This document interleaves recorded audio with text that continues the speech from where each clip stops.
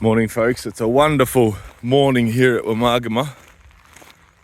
Look at the beautiful landscape we have here. The sun's coming up early and my wife, when we moved out here, ripped our bedroom blinds off the windows because she didn't like the look of them. Well, 10 months later we still don't have blinds, which seems kind of strange, but there's no need for privacy here. And when the sun crests up over those hills over there, at the moment it's about 5:45 in the morning and it's gorgeous. We get up and watch the sunrise. Got a lot going on with our little herd here. Here's our house cows.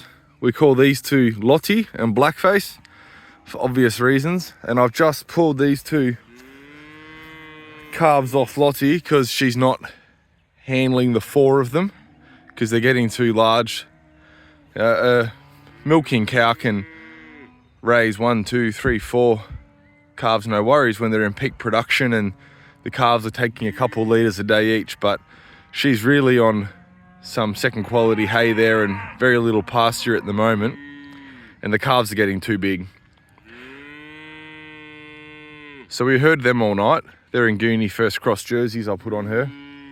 And then over here, I moved these cattle here yesterday, which is the most recent video I put up, and I woke up and looked out our window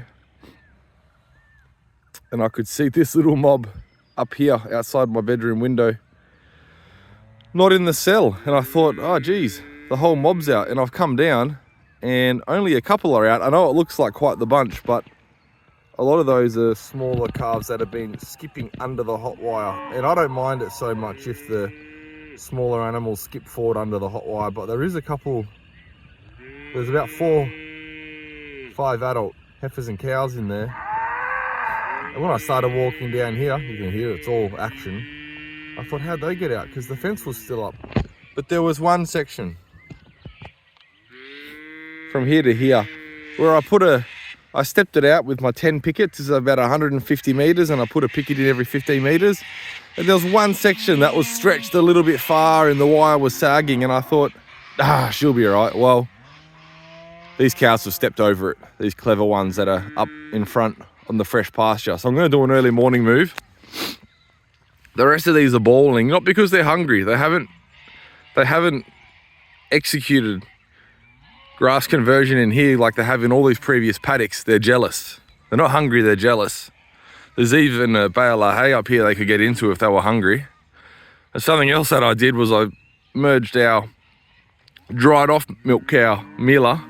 I tried to put one of those calves on her, but they're a bit big. She didn't quite take, well, they didn't take, more to the point. And she got bullied out of the pen yesterday. They chased her around for a little while, so I'll let them get to know each other across the fence. They've got water on both sides.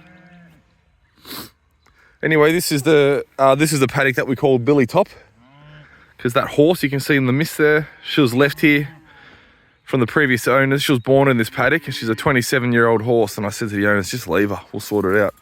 She can finish her days in here. She's had an illustrious career doing logging and all sorts of things apparently with the previous landowner here. But we call this Billy Top because we've cut the paddock in half. It's about a 15-acre paddock.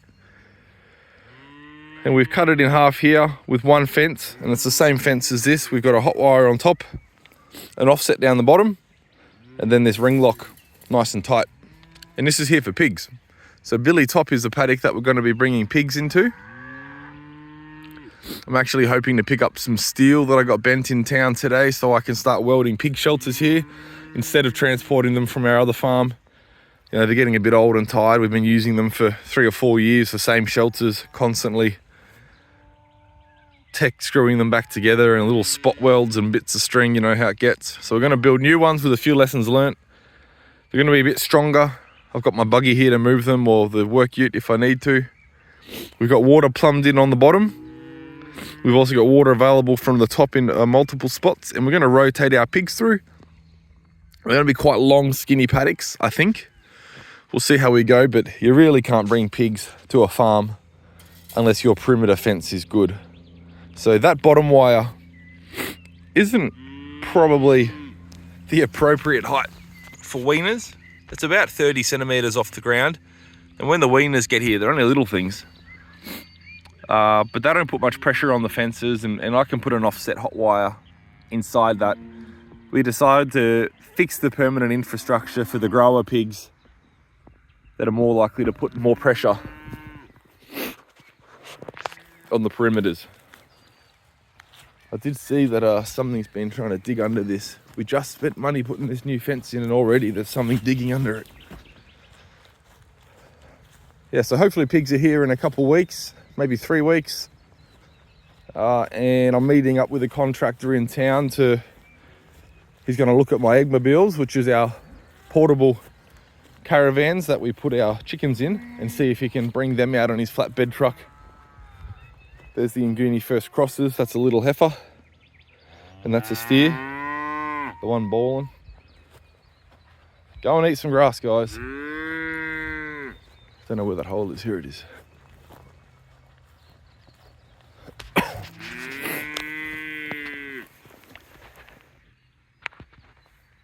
Brand new fence. Anyway, I'll drop some rocks in there or something. Plenty of rocks on this farm. This is the driveway coming up into the property. Here's the cattle yards. Previous landowner, who was here for 25 years or so, I believe, he built them. They're pretty handy yards. I think he mainly ran sheep through them. He would run up to 200 ewes in a good year, I think he said. And then just a couple cattle on the side. You can see her body conditions lacking a bit, so I'm gonna pick up some better quality feed. This cow's dried, and she's got a bit of a bully attitude with the kids. She's never been untoward, but we just don't like, you can't trust her like you can the other cows. Not that you ever trust a large animal completely with young children, but I just don't like her attitude. She's not a sweetheart like the other girl. So she'll be going imminently for processing. And then we're going to feed up Lottie here with some extra energy and these couple calves. This little Nguni heifer, first cross, Jersey. We're hoping to halter break her soon and use her as a future house cow. We would love to experiment with that. You know, there's lots of different reasons why we do things the way we do, which is everything's a bit different. But I think aesthetics are really beautiful. Not to say that Jerseys don't look nice, but who has a house cow that looks like that?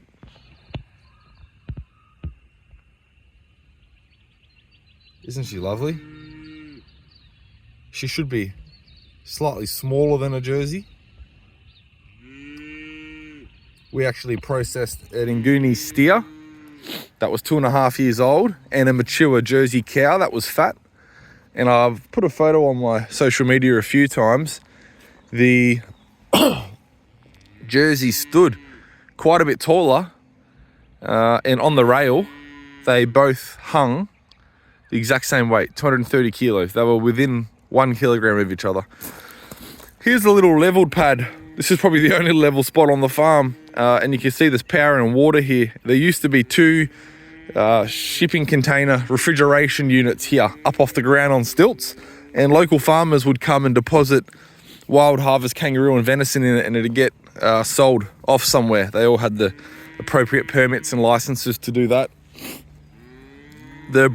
I explored opening that up again. Thought it'd be a good little side hustle. Sounded like it was pretty autonomous, but the market has dropped out and there's not much economic reason to do it. No one would fill it for you because they're not getting paid much at the moment, which is fine. Apparently they went from, the company that orchestrated it told the landowner here, they went from gross profiting something like 15 grand per container down to about $2,000, which just made it not worthwhile. But that's okay, we got a flat spot, and we toyed about turning this into a little caravan spot because we're gonna have a self-guided tour around the farm. We thought we could probably host 3 or 4 caravans here and people could come in and, you know, enjoy what we do here and be a part of it. This is really, that customer immersion is a big deal for us. But and we might still do that, but we're actually going to be moving our silos here. We've got 2 13-ton silos and one 21-ton silo. at our other lease blocks at the moment, and we're going to be bringing them to the freehold. So we're going to be, got a contractor coming out next week with an excavator to put the footings in here. So it has to be obviously leveled, and then each corner I've given him the blueprints. We're going down about 1 meter, and we'll have the big silo there, and then one of the 13-ton ones here, and then one on the other side. There's no plans for where the electronics runs for this. Obviously, if it's done above board, it should be deeper than we're going. But I'm pretty sure one of the Sparkies who worked on that lives in town here. He's been out a couple times, so we'll get him out. We'll get him out to tell us where it's being buried and make sure we steer clear of that. Anyway, I better head up and get my fencing gear to bring these cows back in together. Here's some junk hay we got dropped off. If I see cheap hay, I buy it. Why wouldn't you? Look at this. I've had one lot of pigs here already, and it didn't go very well. I got them from a different supplier just because they were available, and I thought, why not?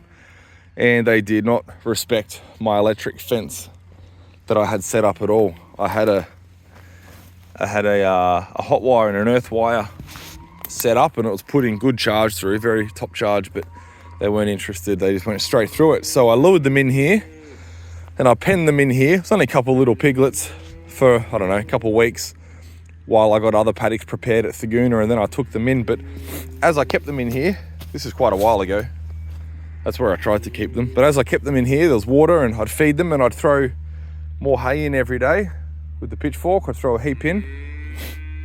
It always smelt nice, and the pigs did pretty well in it. But look at the grass that grew. Isn't it amazing? Bit of hay and a bit of nutrient from the pigs and a bit of disturbance. That's what I wanted to do to this whole stand, but the pigs had other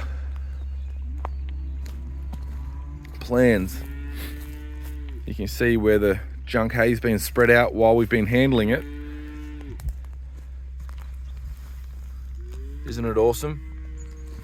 Eventually I'll crash graze and bale graze through here real tight, just as a bit of an experiment. There's too many other imminent projects on the farm, and essentially I think when you're on a new property and you're wanting to do some grazing, to like some bale grazing and crash grazing and different things like we're doing here to improve pastures, I think you're really best spending your initial efforts and money and resources improving your best pastures. I think you'll get a better return leveling up the best parts on your farm instead of spending time, trying to get a few little bits out of dirt. So, might sound counterintuitive, but a 20% gain on your best pasture is going to yield you a lot more than a 20% gain on your worst.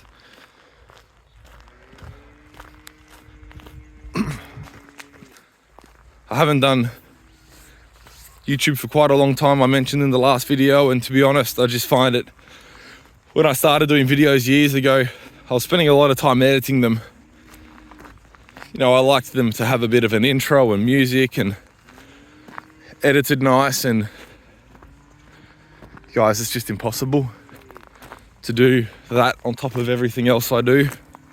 We're too busy across the board, too many things going on in our life. I can't sit down on a computer a couple hours every night. I'm in bed asleep 8:30 most nights. But I was thinking, some of the guys I enjoy watching on YouTube just do 10 and 15 minute point and shoot videos and talk non-stop, and I have them playing in the background when I'm doing emails or driving to work, and I just listen to them. I think it's interesting, so thought I'd offer the same for a few weeks. If I can remember it, I'll do a video or so a day, every other day, as I can. And if you guys enjoy it, I'll keep doing it. Here's our glamping tent. So we built this base as we wanted to get the tent off the ground, and it's on pallets. We leveled it and put down some sand, And then we've got pallets there, and we've screwed it together with this form wood. It's just timber, that top level, but it's what concreters use to create their structures that they lay into. So they get used outdoors a lot. And then we've got the glamping tent. I won't show you inside, there's really nothing in it. We've got a mattress and a couple bits of furniture, but Anne's still organising that. And then Anne's building up a little area here. We're prettying it up a bit, cut some stump seats here. That's where Sunset is at the moment. And the idea is people can book an accommodation here, a glamping night. We're not too sure how much it'll cost yet. We're pre-selling them and we're using those funds to pay for this as we go. So we've pre-sold about 20, I think, at $200 a night. So we've generated about $4,000, and so far we've probably spent about $6,000. So we've almost cash flowed it with pre-sales and pre-commitments. So they get on our website and spend $200, and then that's bought themselves one future night. We'll contact them when we're ready to take bookings, and then we go and use those funds to get us going. But the whole idea is people can stay here.